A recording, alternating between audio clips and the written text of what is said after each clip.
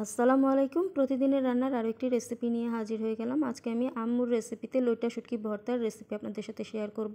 লইটা শুটকিটাকে আগে ভালো করে কেটে ভালো করে ধুয়ে পরিষ্কার করে নিয়েছি। এরপর এটাকে হালকা একটু ভেজে নিয়েছে লাল করে। এবার যে প্যানের মধ্যে লইটা শুটকিটা ভেজেছে, তো সেই প্যানের মধ্যে রসুন আর শুকনো মরিচটাকেও ভেজে নিচ্ছে শুকনো তাওয়ার মধ্যে। তো এই যে এখানে রসুন আর মরিচটা ভাজা হয়ে গেছে, তো এবার নামিয়ে নিলাম।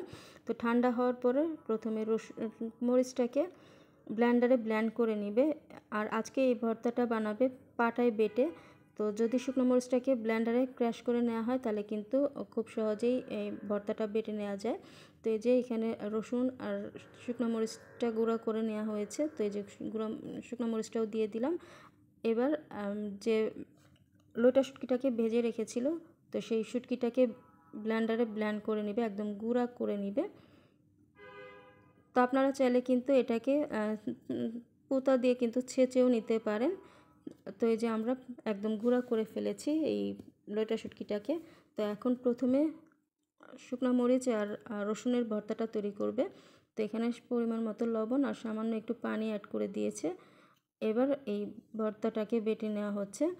আর এভাবে করে যদি আপনারা শুকনো মরিচটাকে ব্লেন্ডারে হালকা একটু ভেঙে নেন তাহলে কিন্তু খুব সহজেই এই ভর্তাটা তৈরি করে নিতে পারবেন। কারণ শুকনো মরিচটা কিন্তু অনেক সময় পাটা পুতার মধ্যে ছেঁচতে গেলে কিন্তু সহজে মিহি হতে চায় না।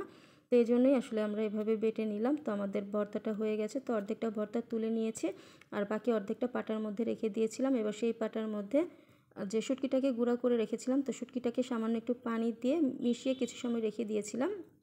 তো এবার সেই শুটকির গুঁড়োটা দিয়ে এবার পাটার সাথে বেটে নিচ্ছি পাটা পুতার সাহায্যে।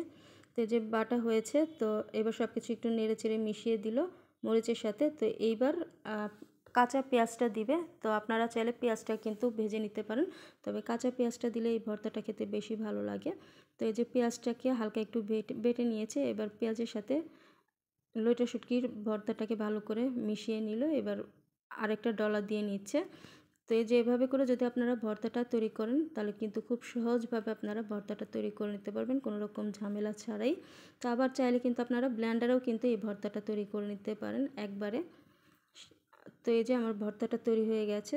তো আম্মুর রেসিপিতে 2 রকমের ভর্তা আজকে আপনাদের সাথে শেয়ার করলাম। আর আমরা এই ভর্তাটাকে একটা এয়ারটাইট বক্সের মধ্যে রেখে ফ্রিজে রেখে দিব। এভাবে করে কিন্তু আপনারা অনেক দিন পর্যন্ত এই ভর্তাটা সংরক্ষণ করতে পারবেন। আর এই ভর্তার সাথে কিন্তু গরম গরম ভাত হলে কিন্তু আর কিছুই লাগে না। আমার খুবই পছন্দের 2টি রেসিপি আপনাদের সাথে শেয়ার করলাম। আশা করছি আপনাদের ভালো লাগবে। তো আজকে এই পর্যন্তই। সবাই ভালো থাকবেন। আল্লাহ হাফেজ।